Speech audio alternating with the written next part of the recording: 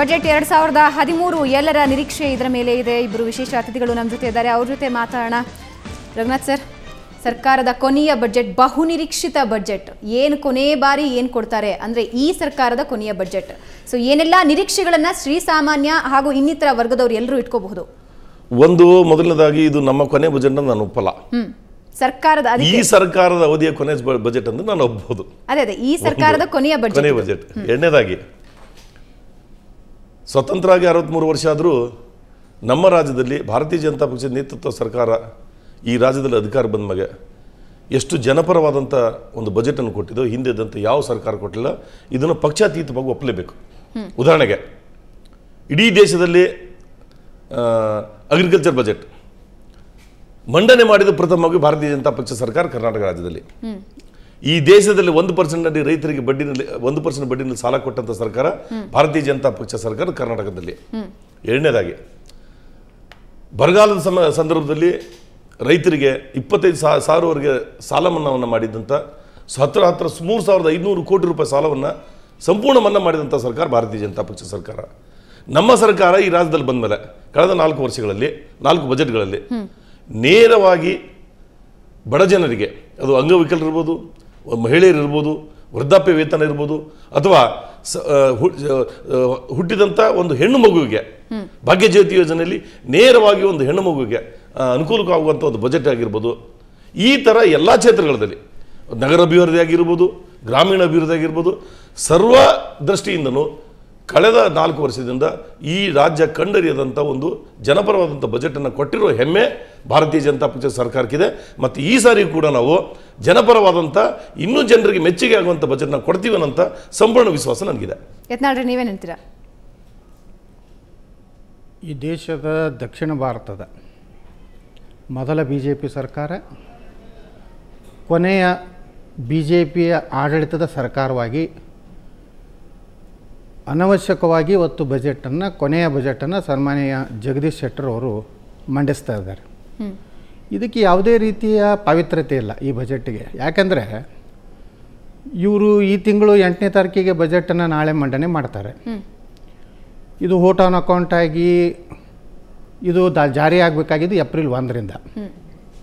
ಆದರೆ ಏಪ್ರಿಲ್ದಲ್ಲೇ ಈ ರಾಜ್ಯದಲ್ಲಿ ಚುನಾವಣೆ ನಡೀತಾ ಇದೆ. ಯಾವುದೇ ಒಂದು ಸರ್ಕಾರ ಬಜೆಟ್ ಮಂಡನೆ ಮಾಡಬೇಕಾದ್ರೆ ಅದು ಮುಂದಿನ ವರ್ಷ ಅದು ಆಡಳಿತದಲ್ಲಿ ಇದ್ದರೆ ಮಾತ್ರ ಆ ಬಜೆಟ್ಗೆ ಒಂದು ರೀತಿಯ ಏನಾದರೂ ಮೌಲ್ಯ ಇದೆ, ಅದಕ್ಕೊಂದು ಬೆಲೆ ಇದೆ. ಇದು ಕೇವಲ ಜನರನ್ನು ಮೋಸ ಮಾಡಲಿಕ್ಕೆ.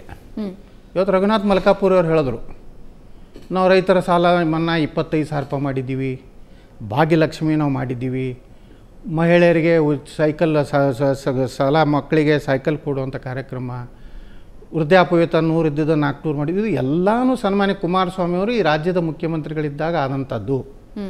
ಇದೇ ಯಡಿಯೂರಪ್ಪನವರು ಆರ್ಥಿಕ ಸಚಿವರಿದ್ದರು, ರಾಜ್ಯದ ಉಪಮುಖ್ಯಮಂತ್ರಿ ಇದ್ದರು. ಇಡೀ ರಾಜ್ಯದ ಜನತೆಗೆ ಗೊತ್ತಿದೆ, ರೈತರಿಗೆ ಗೊತ್ತಿದೆ.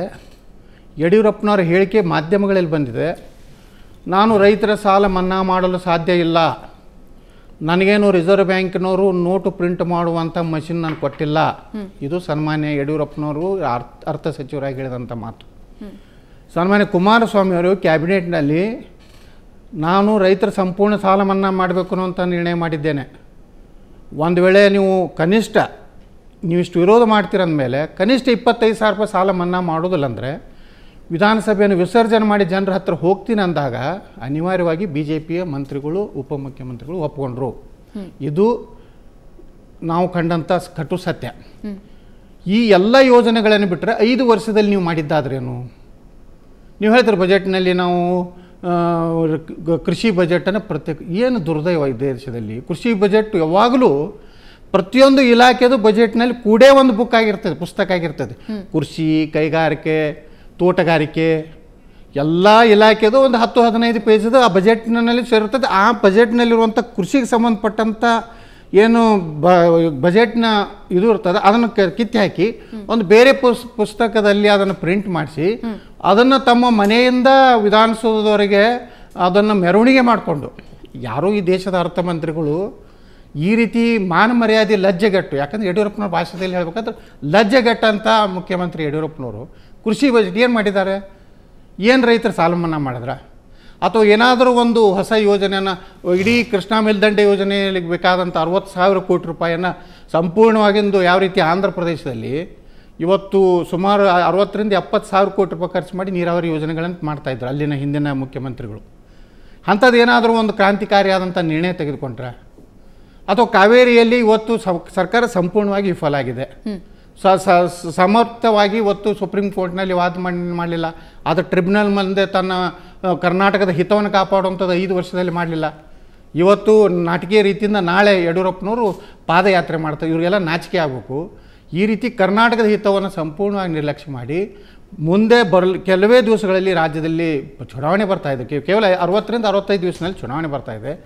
ಯಾವ ಪುರುಷಾರ್ಥಕ್ಕಾಗಿ ಸನ್ಮಾನ್ಯ ಜಗದೀಶ್ ಶೆಟ್ಟರ್ ಈ ಬಜೆಟನ್ನು ಮಂಡನೆ ಮಾಡ್ತಾ ಇದ್ದಾರೆ? ಈ ಬಜೆಟ್ಟಿನ ಪಾವಿತ್ರ್ಯತೆ ಏನು? ಕೇವಲ ಪೊಳ್ಳು ಆಶ್ವಾಸಗಳನ್ನು ಕೊಟ್ಟು ನಾವು ಅದನ್ನು ಮಾಡ್ತೀವಿ, ಇದನ್ನು ಮಾಡ್ತೀವಿ. ಉತ್ತರ ಕರ್ನಾಟಕದ ನೆರೆ ಹಾವಳಿ ಆಯಿತು, ಲಕ್ಷಾಂತರ ಜನ ಇವತ್ತು ಬೀದಿಗೆ ಬಿದ್ದರು. ಅದ್ರ ಸಲುವಾಗಿ ವ್ಯಾಟಿನಲ್ಲಿ ನೀವು 0.5 ಅಷ್ಟು ಟ್ಯಾಕ್ಸ್ ಏರಿಕೆ ಮಾಡಿದ್ರಿ. ಅದಕ್ಕೆ ಕಾರಣ ನೀವು ಅಲ್ಲಿ ಉತ್ತರ ಕರ್ನಾಟಕ ನೆರೆ ಹಾವಳಿಗೆ ಸಹಾಯ ಆಗಲತ್ತೇಳಿ ಇಡೀ ಬೆಂಗಳೂರು ಮಹಾನಗರದಲ್ಲಿ ಭಿಕ್ಷೆ ಬೇಡಿ ಹಣ ಒಯ್ದ್ರಿ, 1,000 ಕೋಟಿ ರೂಪಾಯಿ ಕಲೆಕ್ಷನ್ ಮಾಡಿದ್ರಿ. ಅದ್ರ ಬಗ್ಗೆ ಏನಾಯಿತು? ಹಗಲು ದರೋಡೆ ಬಿಟ್ಟರೆ 5 ವರ್ಷದಲ್ಲಿ ಏನೂ ಆಗಿಲ್ಲ. ಇವರೇನಾದರೂ ನಾಳೆ ಈ ಬಜೆಟ್ಗೆ ಜನನೂ ಮನ್ನಣೆ ಕೊಡೋದಿಲ್ಲ. ಏಪ್ರಿಲ್ದಲ್ಲಿ ನಡೆಯುವಂಥ ಚುನಾವಣೆಯಲ್ಲಿ ಇವರು ಬಜೆಟ್ಗೂ ಈ ಸರ್ಕಾರಕ್ಕೆ ಏನು ಬುದ್ಧಿ ಕಲಿಸ್ಬೇಕು ಅನ್ನೋ ಜನ ತೀರ್ಮಾನ ಮಾಡಿದ್ದಾರೆ. ಅದಕ್ಕೆ ನಾನು ಜಗದೀಶ್ ಶೆಟ್ಟರ್ಗೆ ನನ್ನ ಆತ್ಮೀಯ ಮಿತ್ರರೇ, ಅವ್ರೇನು ಭಾಳ ಈಗ ಮುಖ್ಯಮಂತ್ರಿಗಳಾಗಿರ್ಬೋದು, ದೊಡ್ಡ ಹುದ್ದೆಗೆ ಹೋಗಿರ್ಬೋದು, ಆದರೆ ಅವ್ರಿಗೆ ನಾನೊಂದು ಕಿವಿ ಮಾತು ಹೇಳೋಕ್ಕೆ ಬಯಸ್ತಾ ಇದ್ದೀನಿ. ಈ ಒಂದು ಅರ್ಥಹೀನವಾದಂಥ ಬಜೆಟ್, ನಾನು ಚೊಚ್ಚಲ ಬಜೆಟು ಚೊಚ್ಚಲ ಏನು ಚೊಚ್ಚಲ ಅಲ್ಲ ಜಗದೀಶ್ ಶೆಟ್ಟರೆ, ಇದು ನಿಮ್ಮ ಜೀವನದ ಕೊನೆಯ ಬಜೆಟು. ಇನ್ನು ಮುಂದೆ ನೀವು ಬಜೆಟ್ ಮಂಡನೆ ಮಾಡುವಂಥ ಅವಕಾಶ ನಿಮಗೆ ಜೀವನದಲ್ಲಿ ಸಿಗೋದಿಲ್ಲ, ಯಡಿಯೂರಪ್ಪನವ್ರ ಜೀವನದಲ್ಲಿ ಸಿಗೋದಿಲ್ಲ.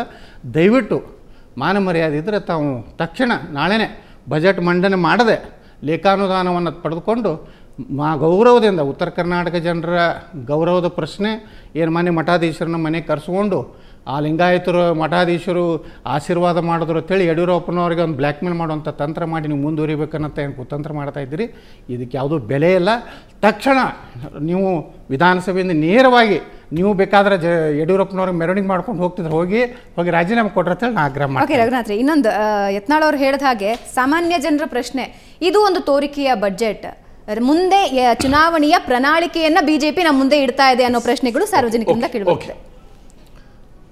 ಸನ್ಮಾನ್ಯ ಯತ್ನಾಳರು ನಾವು ಭಾಳ ವರ್ಷ ಜೊತೆಲಿದ್ದಂಥವ್ರು, ಅವ್ರ ಬಗ್ಗೆ ನನಗೆ ಒಪ್ಪಾರದ ಗೌರವನೂ ಇದೆ, ಭಾಳ ನಾವು ಆತ್ಮೀಯರು.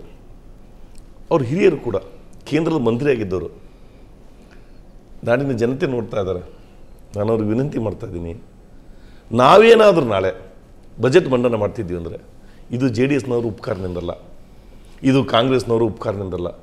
ನಮಗೆ ಈ ನಾಡಿನ ಜನತೆ ಅಧಿಕಾರ ಮಾಡಲಿಕ್ಕೆ ಕೊಡಬೇಕಂತ ಸಂಖ್ಯಾಬಲ ಇರೋದರಿಂದ ಇವತ್ತು ನಾವು ಬಜೆಟನ್ನು ಮಂಡನೆ ಮಾಡ್ತಾ ಇದ್ದೀವಿ. ಈ ಮಂಡನೆಗೆ ಏನು ಮನ್ನಣೆ ಇಲ್ಲ, ಈ ಕೌಡಿ ಕಾಸಿಂದಲ್ಲ ಅಂತ ಹೇಳ್ತಾರಲ್ಲ, ಇದು ನಾನು ವಿಶೇಷವಾಗಿ ಯತ್ನಾಳರಿಗೆ ವಿನಂತಿ ಮಾಡ್ತೀನಿ. ಕೇಂದ್ರದ ಮಂತ್ರಿಯಾಗಿದ್ದಂಥವರು ನಾಳೆ ನಾವೇನಾದರೂ ಬಜೆಟ್ ಮಂಡನೆ ಮಾಡದಿದ್ದರೆ,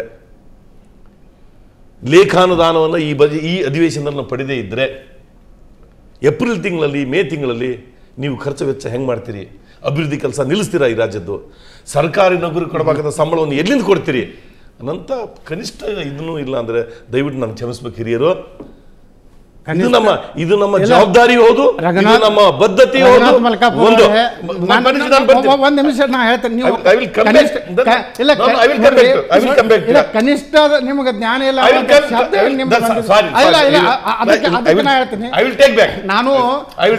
ಒಂದು ನಿಮಿಷ ಪೂರ್ತಿ ಮುಗಿಸ್ತೀನಿ ಬನ್ನಿ. ಅದಾದ್ಮೇಲೆ ಅಲ್ಲ, ಇವರು ಯಾವ ಇದರಿಂದ ಹೇಳ್ತಾರೆ ನೋಡಿ, ಚುನಾವಣೆ ಇರೋದು ಏಪ್ರಿಲ್ ತಿಂಗಳಲ್ಲಿ,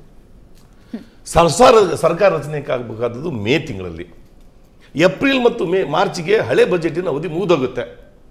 ಏಪ್ರಿಲ್ ಮತ್ತು ಮೇನಲ್ಲಿ ನಾವು ಸರ್ಕಾರ ಈ ರಾಜ್ಯದಲ್ಲಿ ನಿರಂತರವಾದ ಕೆಲಸಗಳು ನಡೀಬೇಕು, ಇದನ್ನು ಕೊಡಬೇಕು. ಎರಡನೇದು, ಇವ್ರು ಹೇಳ್ತಾರೆ ಜನ ಇವ್ರಿಗೆ ಪಾಠ ಕಲಿಸ್ತಾರೆ, ಈ ಬಜೆಟ್ಗೆ ಮನ್ನಣೆಯಲ್ಲಿ.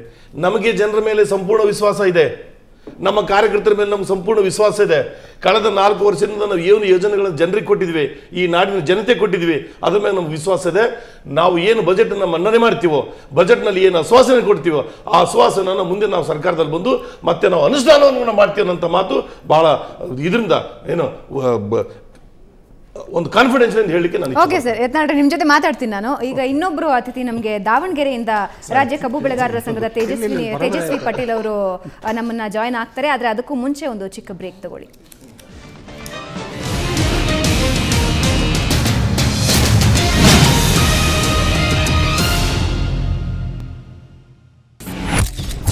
ಆಮೇಲೆ ಏನು ಫ್ರೀಯಾಗಿ ವಿದ್ಯುತ್ ಶಕ್ತಿ ಕೊಡ್ತೀವಿ ಅಂತ ಹೇಳಿದ್ರು, ಆ ವಿದ್ಯುತ್ ಶಕ್ತಿ ನಮಗೆ ತಲುಪ್ತಾನೇ ಇಲ್ಲ.